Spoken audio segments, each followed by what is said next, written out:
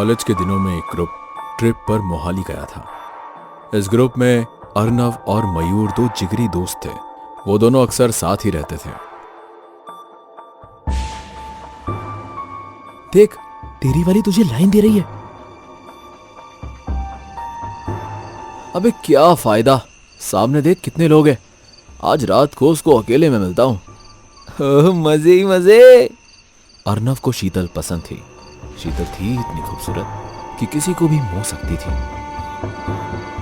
लड़के और लड़कियां अलग अलग रूम्स में अपने रूममेट्स के साथ सोने चले गए।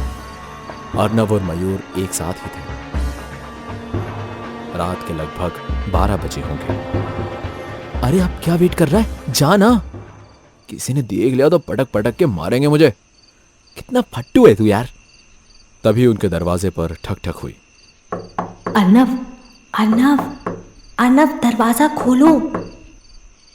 तुझसे ज्यादा डेरिंग तो लड़की में है। अब मुंह क्या देख रहा है, जा दरवाजा खोल। अर्नव ने फट से दरवाजा खोला। सामने शीतल थी, जिसने एक चोटी और एक रिवीलिंग नाइटी पहनी थी। उसका ये रूप देखकर अर्नव तो उस पर लट्टू हो गया। चलो। पर कहां? अकेले में। यहां अर्नव ने मयूर को आंख मारी और चुपचाप शीतल के साथ चला गया। अर्नव के जाने के बाद लगता है आज इन दोनों का सेट हो जाएगा।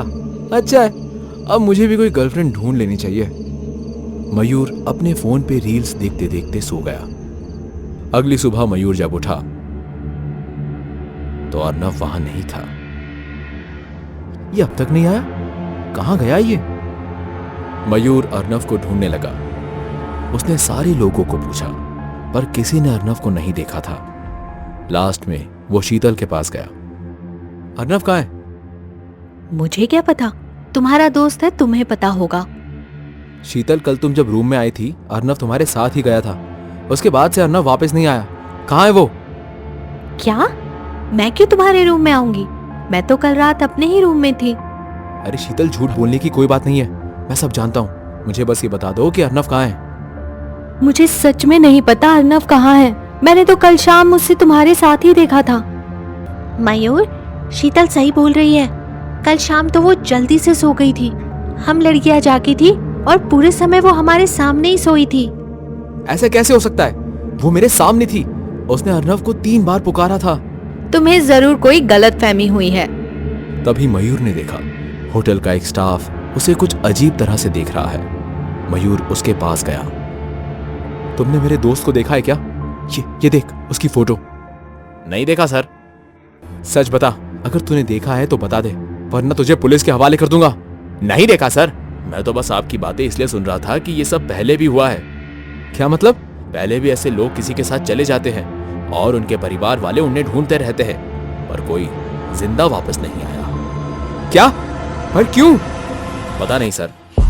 पूरा होटल और आसपास का इलाका ढूंढने के बाद जब अर्नव नहीं मिला तो मयूर और उसके दोस्तों ने पुलिस कंप्लेन कर दी। पुलिस ने होटल के सीसीटीवी कैमरे की जांच की तो उन्हें पता लगा कि अर्नव अकेला ही कमरे के बाहर गया था।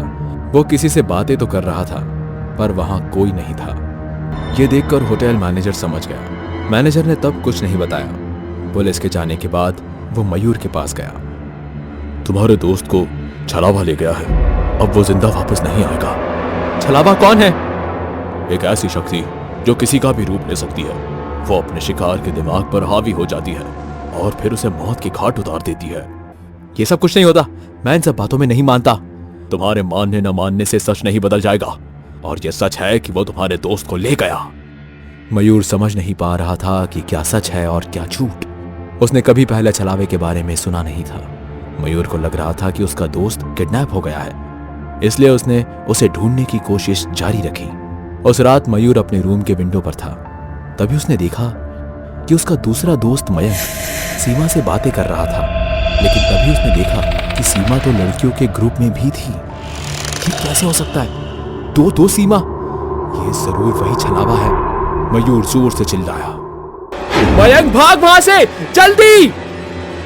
मयूर के चिल्लाते ही मयंक भाग गया और उसकी आंखों के सामने वो छलावा आंखों से ओझल हो गया। जब सभी लोगों ने मयंक और मयूर की बातें सुनी तो उन्हें समझ आया कि कोई और है जो उन सब के साथ खेल खेल रहा है। मैनेजर ने सही कहा था, वो किसी का भी रूप ले सकता है। और शायद उसने मेरा रूप लेकर आरव को किडनैप किया है।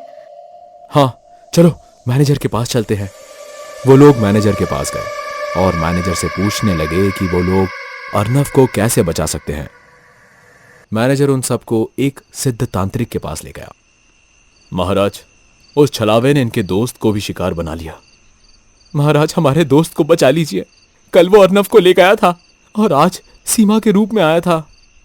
आज अगर वो वापस शिकार करने आया तो इसका मतलब उसने अर्नव को मार दिया है। क्या? नहीं। हाँ, उसने अर्नव को मार दिया है, इसलिए वो दूसरा शिकार ढूंढ रहा है। मैं उस छलावे को नहीं छोड़ूंगा, मैं उसका अंत कर दूंगा। इतना आसान नहीं है। छलावा इतने छल कर सकता है कि तुम सोच भी नहीं सकते।